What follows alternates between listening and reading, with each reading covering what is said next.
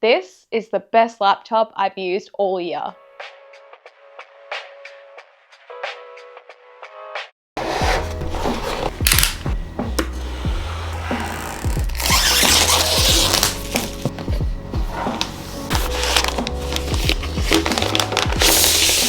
Today we are diving into the Gigabyte AERO 16 laptop, which promises high performance, stunning visuals, and portability. But does it actually live up to those claims? Before I answer that question, let me tell you a little bit about this laptop. The Gigabyte AERO 16 is a laptop that combines two worlds. You've got the gaming world and the creator world. It's a 16-inch laptop with a 4K Ultra HD Plus OLED display, rocking slim 3mm bezels and producing crystal clear visuals with its amazing color accuracy, which actually has less than 1 Delta E rating. So the colors that you do see on this display, they should be extremely accurate. This specific model is built with a 13th gen Intel Core i7, the 13700H CPU, and it also has 16 gigabytes of DDR5 RAM. It also has an NVIDIA RTX 4070 GPU and a 1TB SSD, so these specs do give you a really good solution for gaming on the go in a laptop format. The chassis of this build is one of my favorite things about this laptop, and it is built with an aluminium alloy frame. The color is absolutely gorgeous and it just looks so premium. It's extremely lightweight, coming in at under 1.5 kilos. And remember, this is a 16-inch laptop, so that is pretty amazing. At 18mm thickness and being so lightweight, it makes it perfect to put in your bag and travel with. Ports are up to date on the Gigabyte AERO 16. For such a slim body, it really does surprise me that it was able to fit all of this in the build. But what I really like is that it does have your charge port, USB-A and HDMI on the back, with the rest of the ports around the side of the laptop, which in my opinion, that is really good design. So it really is a whole lot of power in a pretty efficient build, and I'm impressed by that. Now, a 16-inch can be pretty overwhelming for some users. I know personally it wouldn't fit in the bag that I use for traveling and for carry-on, so they also have, conveniently enough, a 14-inch model as well.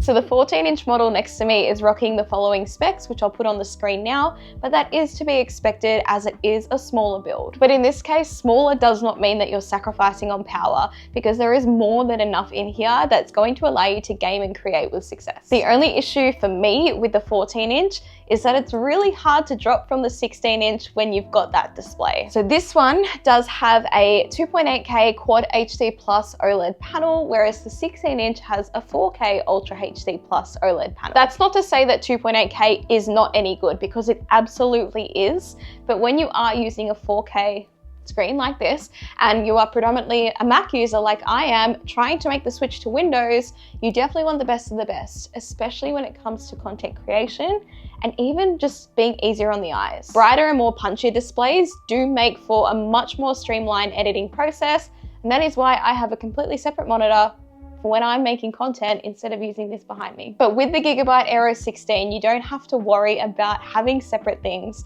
This is an all-in-one device that can be used for absolutely everything. That panel alone makes this laptop worth it. I would love all of the specs of the Gigabyte AERO 16 in the 14-inch model, or at least the 4K display with a GPU that can support it, but obviously things are limited because it is a smaller build. But if it did exist, it would be the perfect laptop for me. But let's go back to the question that was, does the Gigabyte AERO 16 live up to its claims of promising high performance, stunning visuals, and portability? And the answer is yes, at least in my opinion. My time with the Gigabyte AERO 16 laptop has been nothing short of amazing, and I really think it is the best laptop that I've used all year. And throughout the year, I have used a small handful of notebooks and gaming laptops. But this really is the perfect hybrid for being a gaming powerhouse as well as a creator's companion. Gigabyte AERO models are built for creators of all kinds, as they pack in a decent battery life and the ability to function smoothly and pretty fast for programs like Adobe Suite or other video editing softwares. A part of being a content creator is traveling and working on the go. So pack in battery life, pack in power,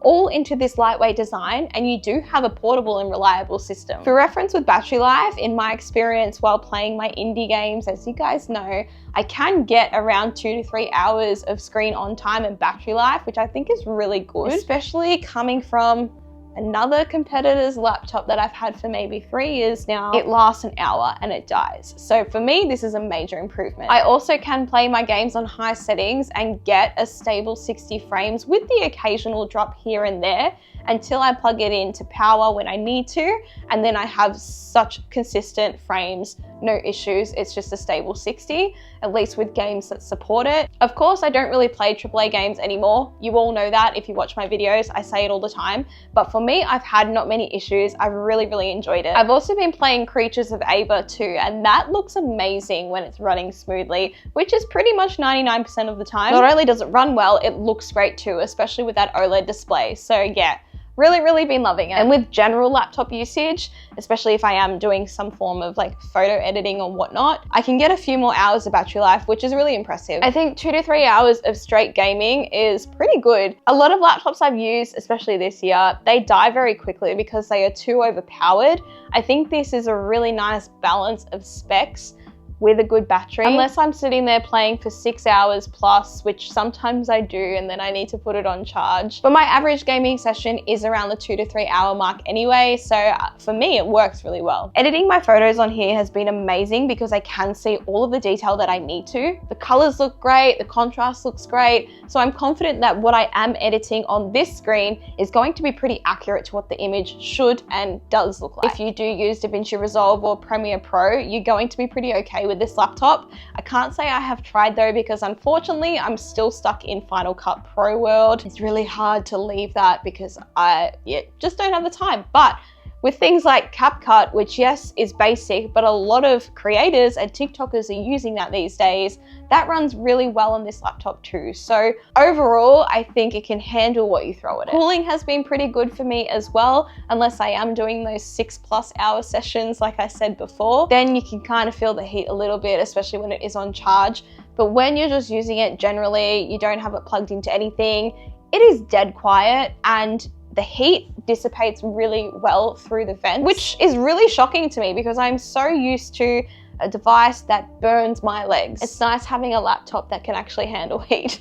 If you are after benchmarks, this is not the channel that does that. I like to base my experiences and reviews on my experience. Using a laptop as an everyday user, it comes down to how you use it and how it works for you. And that is different for everyone. So I like to give you my experience and tell you how it performed for me. But my genuine experience with this laptop has been amazing.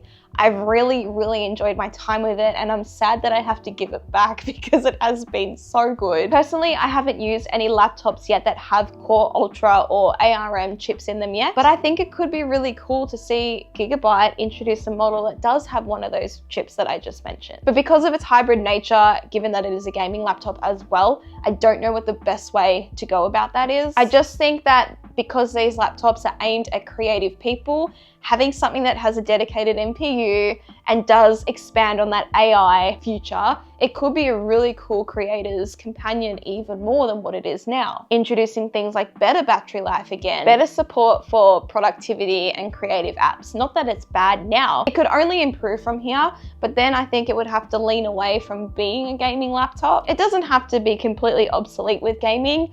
You could do some casual gaming on there, but I just think as a creator myself who does have a PC, I would like to see something from the AERO line that is focused as being just like your editing device, your creative device, something that you can jump on, you can use all your AI, your generative AI if you want to, just make. You can absolutely do it now, but then you do sacrifice on things like battery life because it does have a big graphics card in there. It does have a different chip in there. I'm just wishful thinking and spitballing at the moment, but I think it would be really cool to see, even in the 14-inch model, to be honest. Having one of these with an ARM chip could be really cool. I do love the fact that it's a 2-in-1, don't get me wrong. Being able to take a gaming laptop with you as well as doing all your work on there is a great thing. It is a huge benefit, but it's just some feedback and something that I personally would like to see as someone who is wanting to move onto a Windows laptop that does have one of these chips with an NPU. I'm really confident that the features and benefits of the Gigabyte AERO 16 laptop,